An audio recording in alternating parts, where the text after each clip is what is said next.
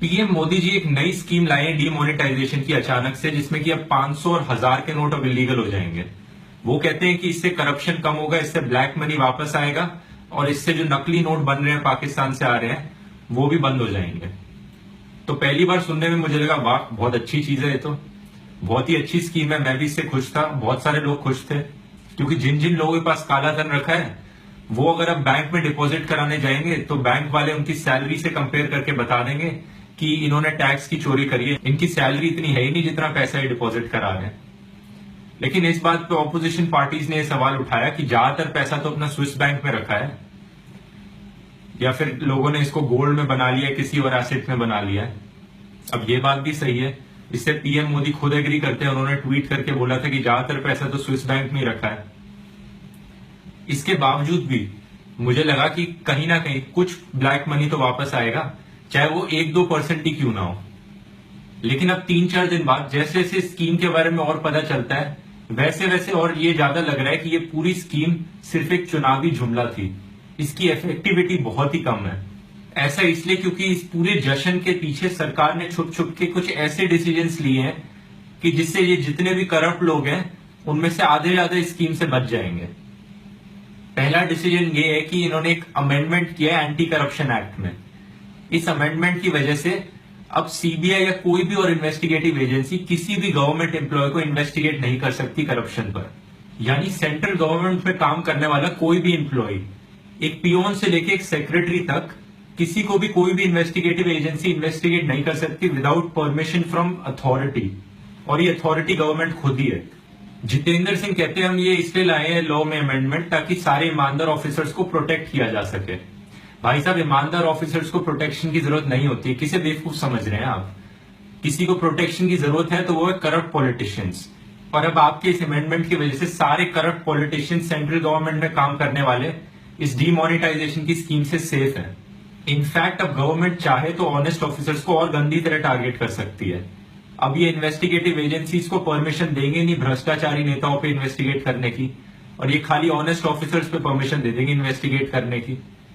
एक और चीज जो गवर्नमेंट ने बोली थी वो ये है कि अब जो मंदिर है, मंदिरों के डोनेशन बॉक्सेस में जो पैसा कलेक्ट होता है वो इस चीज से एग्जेम्प्ट है। उसमें उसकी कोई अपर लिमिट तक नहीं है। उसमें कितना भी पैसा कैश डिपॉजिट हो उस पर कोई इनकम टैक्स ऑफिसर आके इन्वेस्टिगेट नहीं कर सकता। इसका मतलब जितने भी ये रॉन्ग नंबर बाबाज है, रॉन्ग नंबर साधुज हैं, ये सब इस एक मंदिर को मनी लॉन्ड्रिंग का हब बना देंगे। तो दो सबसे बड़े करप्ट इंस्टीट्यूशंस, एक ये रिलीजन का धंधा करने वाले और ये गवर्नमेंट ऑफिसर्स जो ब्राइब मांगते हैं, दोनों को इनसे स्कीम से कोई फर्क नहीं पड़ने वाला है। तीसरी चीज जो उठी थी वो थी कि बीजेपी के कुछ लोगों को इस स्कीम के बारे में पहले से ही जानकारी मिल गई थी और उन्होंने अपने पैसे को पहले ही ठिकाने लगा लिया। इनफैक्ट खाली बीजेपी वालों को नहीं, बहुत सारे लोगों को इस स्कीम के बारे में पहले से ही पता था कि ऐसा होने वाला है, तो उन्होंने अपने पैसे को पहले ही फॉरेन में भेज दिया, उसको गोल्ड में कन्वर्ट करा लिया, कुछ कर लिया। इस चीज के बहुत से प्रूफ मौजूद है। सबसे बड़ा प्रूफ ये अखबार ही है। एक गुजराती अखबार है जिसमें एक खबर आई थी कि 500 और 1000 के नोट बंद होने वाले हैं, तो आप इनको यूज करना बंद कर दीजिए। ये 1 अप्रैल 2016 में आई थी ये खबर। दूसरी सबसे बड़ी चौंका देने वाली खबर ये टाइम्स ऑफ इंडिया की है 8 अप्रैल की। इन्होंने लिखा है कि स्टेट बैंक ऑफ इंडिया की स्टेटमेंट थी कि काफी सारे लोगों ने अपना कैश विथड्रॉ करना शुरू कर दिया, क्योंकि मार्केट में रूमर्स फैल रहे हैं कि 500 और 1000 के नोट बंद होने वाले हैं। तो लोगों ने कैश निकाल के उसको सेफ एसेट्स में डिपॉजिट करना शुरू कर दिया है, जैसे कि गोल्ड में या कुछ और खरीद लिया उस पैसे से। 8 अप्रैल, ये चीज 6-7 महीने पहले हो चुकी थी। इसके बाद सवाल ये उठा था कि फ्यूचर में जो करप्शन होगा उसको रोकने के लिए क्या किया जाएगा। नए नोट्स में कुछ खास बात है क्या? नहीं तो, क्योंकि 2000 का नोट 1000 के नोट से बड़ा होता है तो फ्यूचर में ब्लैक मनी कलेक्ट करना और आसान हो जाएगा, जो कि सेंस बनाता है, ऐसा हो ही जाएगा।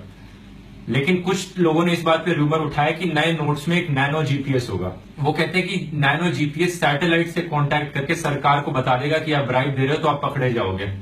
ऐसा कुछ नहीं है, सब बकवास है।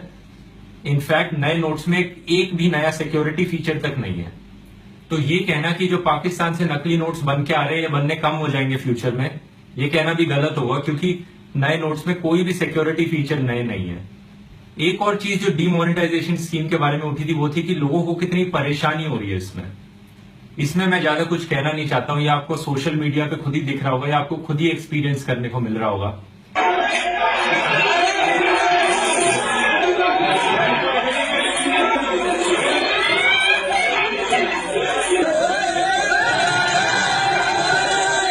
लेकिन जो बाकी सारे रीजंस मैंने बताए, उन रीजंस को देखते हुए इस पूरी डीमोनेटाइजेशन स्कीम के बारे में यह कहा जा सकता है कि एक कदम आगे की ओर देखा लेकिन 4 कदम पीछे चले। तो ये थी मेरी राय स्कीम के ऊपर। धन्यवाद।